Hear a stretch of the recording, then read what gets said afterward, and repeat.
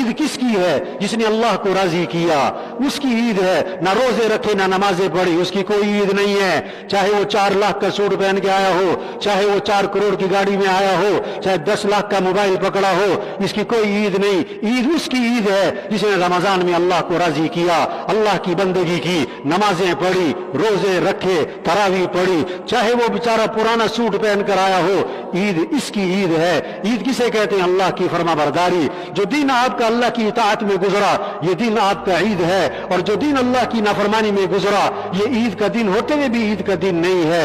اس لیے اللہ کی فرما برداری ہم سب کو کرنی ہے. اس لیے میرے بھائیوں پکی نیت کر لیں اللہ کو راضی کرنا انشاءاللہ. بھائی اللہ کی مان کے چلنی ہے. نمازوں کا اہتمام کریں, اخلاق اچھے بنائیں. عید کا دن ہے, جھگڑے ختم کرو میرے بھائیوں. اور میرے بھائیوں جھگڑے ختم کر دو. بھائی سے لڑائی, توبہ توبہ توبہ توبہ توبہ. بھائی سے لڑائی, چچا سے لڑائی. کشمیر کا مسئلہ بعد میں حل کرو, پہلے گھر کا مسئلہ تو حل کر. پہلے اپنے گھر کا مسئلہ تو حل کر. ہم جتنے بھی بیٹھے ہوئے نا, جس کا جھگڑا چل رہا ہے سب نیت کرو کہ جھگڑا ختم کرنا ہے, جھگڑا ختم کرنا ہے. کون کون جھگڑا ختم کرے گا بھائی؟ آج عید کا دن ہے نا, جس سے لڑائی چل رہی ہے اس کے گھر جاؤ, یہ خوشی ہے. چچا کے گھر جاؤ, ماموں کے گھر جاؤ, تایا کے گھر جاؤ, خالہ کے گھر جاؤ, پھوپھی کے گھر جاؤ, سگے بھائی کے گھر جاؤ, اس کو بلاؤ, کھانے پہ بلاؤ. دوسروں کو کھانا کھلاتے ہیں, خاندان کو کھانا کھلاؤ, اپنے بھائیوں کو کھانا کھلاؤ, اپنی بہنوں کو کھانا کھلاؤ, اپنے مال کو صحیح جگہ لگاؤ. اور عجیب بات بتاؤں, نماز, اللہ نے نماز میں, قرآن میں نماز کی رکعتوں کا تذکرہ نہیں کیا کہ نماز میں کتنی رکعتیں, فجر میں کتنی, ظہر میں کتنی, عصر میں کتنی, مغرب میں, کوئی تذکرہ نہیں آتا. رکوع کتنے, سجدے کتنے, کوئی تذکرہ نہیں آتا. لیکن اللہ نے مال کا مصرف, مال کہاں خرچ کرنا ہے, مال کہاں خرچ کرنا ہے, اس کا مصرف قرآن میں نام لے لے کے بتایا.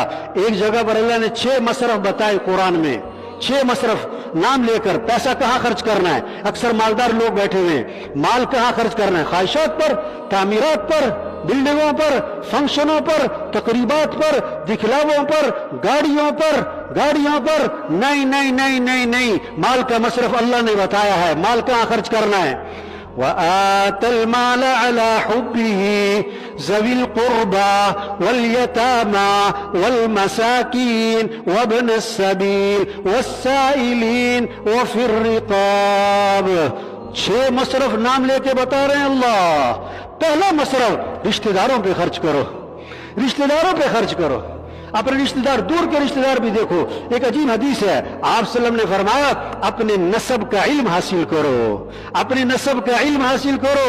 آپ کے دادا, آپ کے پردادا, آپ کے لکڑ دادا, پھر ان کی اولاد, ان کی اولاد, ان کی اولاد, یہ شاخیں کہاں تک جا رہی ہیں.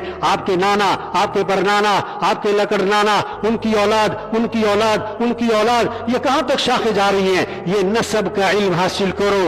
کیوں؟ تاکہ تم صلہ رحمی کر سکو. سب سے پہلے مال کہاں خرچ کرو؟ رشتہ داروں پہ خرچ کرو. ہاں, پھر یتیموں پہ. یتیموں کے پیچھے نہ پھریں, آپ یتیموں کو تلاش کرو. بیوائیں آپ کو تلاش نہ کریں, آپ بیواؤں کو تلاش کرو. خاندان میں, محلے میں, جان پہچان میں ان کا مہینے کا خرچہ باندھو. وہاں کو پیچھے پیچھے نہ پھرا کریں, عزت سے دیا کرو, ذلیل کر کے نہ دو کسی کو. اور مسافروں پہ خرچ کرو, مسافروں پہ خرچ کرو, مسافروں پہ خرچ کرو. مانگنے والوں پہ خرچ کرو, مانگنے والوں پہ خرچ کرو. یہ مسکین لوگوں پہ خرچ کرو. اور وفی الرقاب, وفی الرقاب کے 2 مصرف ہیں. گردنیں آزاد کراؤ, گردنیں آزاد کرواؤ. آج کی 2 صورتیں اس کی. قیدیوں پہ خرچ کرو, کوئی وکیل نہیں کر سکتا ہے. کسی کی صلح ہو رہی ہے, کسی کا جرمانہ ہے, وہ پڑا ہوا ہے بیچارہ, اس وجہ سے لوگوں کے جرمانے.